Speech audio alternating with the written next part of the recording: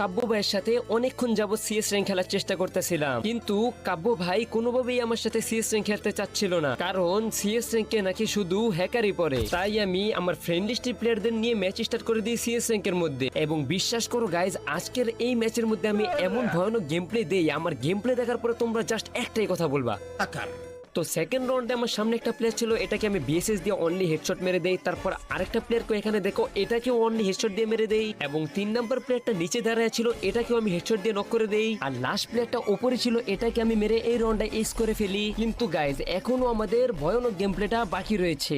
Guys মাঝে মাঝে আমরা এমন সিচুয়েশনে পড়ে যাই, আমাদের ডানে বামে সব জায়গা থেকে এনিমি মারা শুরু করে। এখানে আমার অবস্থাটাও সেম ছিল, কিন্তু আমি আমার মাথা ঠান্ডা রেখে দুই পাশে দুইটা ওয়াল মেরে খুব ইজিলি এই রাউন্ডটা বের করে ফেলি। এবং লাস্ট রাউন্ডে আমি অন্য লেভেলেরই গেম প্লে করতেছিলাম। তো দেখতে দেখতে এখানে আমি দুইটা প্লেয়ারকে নক করে দেই, তারপর আরেকটা প্লেয়ারকেও হেডশট দিয়ে নক করে দেই। আর লাস্ট প্লেয়ারটাকে মারতে মারতে তোমরা সত্যি করে বলবা তোমাদের আইডিতে বর্তমানে কত ডায়মন্ড রয়েছে।